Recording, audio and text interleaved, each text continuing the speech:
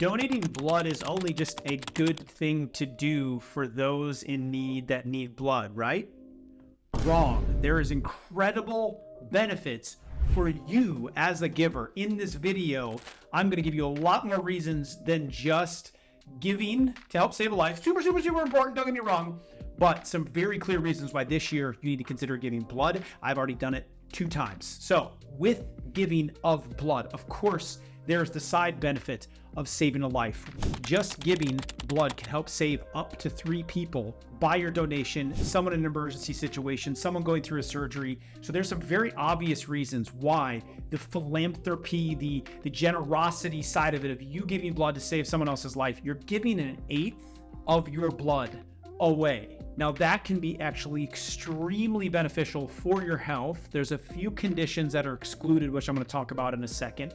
But here are the reasons, top 5, why you should consider giving blood this year, this month, and every quarter, or at least once a year moving forward. The number 1 reason, men, you need to be extremely aware of this, extremely aware. Women postmenopausal, also extremely aware. Ferritin. If you don't know what ferritin is, you need to start measuring it. Your doctor needs to start measuring it. This is what makes your blood heavy. It's carrying the iron around in your blood. It builds up in the system.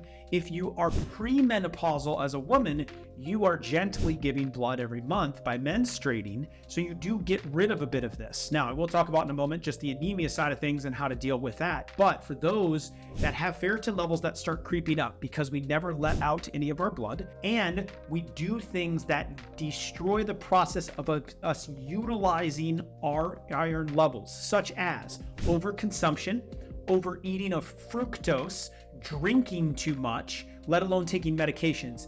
Very hard on the liver. Full-blown high ferritin storing iron in the liver is called hemochromatosis. This is ever growing with 100 million people now with fatty liver. We are very, very, very hard on our livers. How? We take NSAIDs, aspirin, ibuprofen, Tylenol affects the liver as well. So things like overuse of NSAIDs, aspirin, Motrin, ibuprofen, these are very hard on the liver, break it down, and your liver starts to store iron in that regard. Over drinking, over consuming food, eating way too often and way too much, puts fat in the liver and also starts to store extra iron, ferritin levels in the liver. So you test your liver enzymes, but you also test ferritin. If your ferritin level is above 100, which the last 3 males that I've ran blood tests on all had ferritin levels way above 100. I'm talking into the 200s, into the 300s. Now, when you start to get into 4, 5, 6, 700, your stroke risk goes extremely up.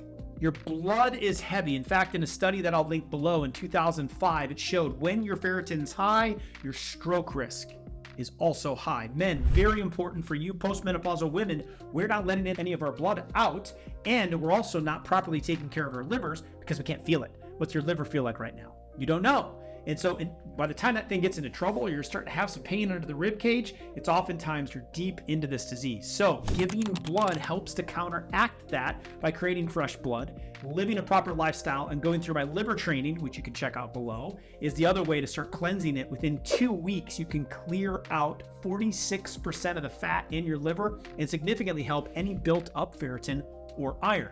So that's benefit number 1, ferritin levels measured at your next blood work. If your doctor doesn't know what that means, maybe you consider finding a new doctor, but you need to test ferritin. Now, on the flip side of it, before I go to number 2, if you are very low in ferritin, if you have anemia, if you have hemoglobin issues, then I'm not referencing you. It's probably not a good idea to be donating your blood. In fact, if the hemoglobin is too low, then they won't let you donate anyway. But when you do give blood, you get a miniature checkup on how your hemoglobin and how some of your blood pressure and your pulse and your markers are. It could catch something for you. You could be off, and that could be the thing that could tell them, hey, you might have to look into this high blood pressure or your hemoglobin levels being too low or too high. So just a little side bonus.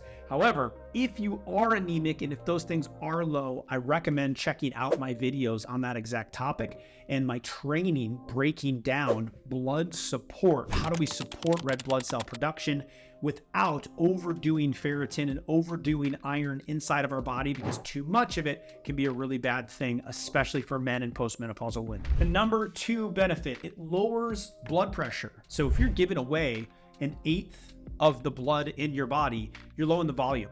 When you lower the volume, there's less pressure on the actual arteries themselves, so you're going to get the benefit of lowering blood pressure. Now they're going to measure it before you are going to give your hemoglobin, your blood pressure. Like I said, it's like a mini physical that you're getting to check to see if there's anything off there. But if you are one that kind of rides on the high side, it's beneficial to be giving blood to have a positive impact on your blood pressure. High blood pressure can have a negative impact on your heart health and your vein and artery health long term, let alone your stress levels. So giving lowers the blood pressure. Number 3, speaking along those lines, it's then going to reduce your risk of heart attacks. Those that give blood have lower incidence of heart attacks. How about that? It's good for the heart because you're giving, but it's good for your heart physically, lowering that blood count, getting fresh red blood cells, having your body to work a little bit to produce some new blood, all a healthy thing overall, especially when it comes to heart attacks.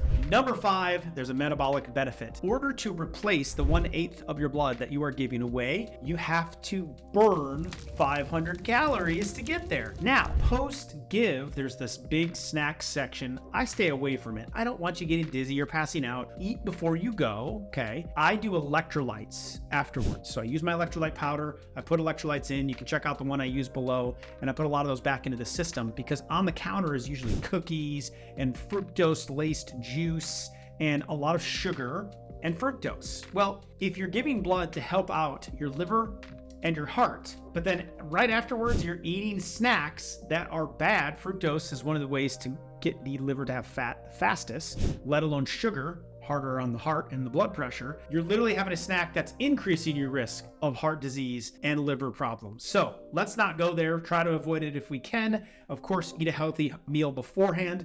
Afterwards, electrolytes to replenish, but you are going to get a little metabolic benefit, a little extra burn that day. If you want to do some exercise, you can exercise before you give blood. At least wait a day or two afterwards before you jump right into it, just so you're not having the dizziness or the lightheadedness, at least not anything too strenuous. And then finally, as mentioned before, when you give blood, it can save up to 3 lives. Now, very huge for those lives. Don't get me wrong. Being a giver is all about that. But the side benefit is your goodwill and the focus of helping someone else has been proven through research to have positive health outcomes overall for your longevity and to lower your mortality when you are focused on doing something for someone else. So there's a mental, overall, brain giving philanthropy piece to this thing that gives you better health outcomes just by giving. So 5 main benefits that hopefully convince you from a selfish standpoint how to give, unselfishly saving lives. I get nothing out of this. I don't work for the American Red Cross, but if there's a blood drive in your area,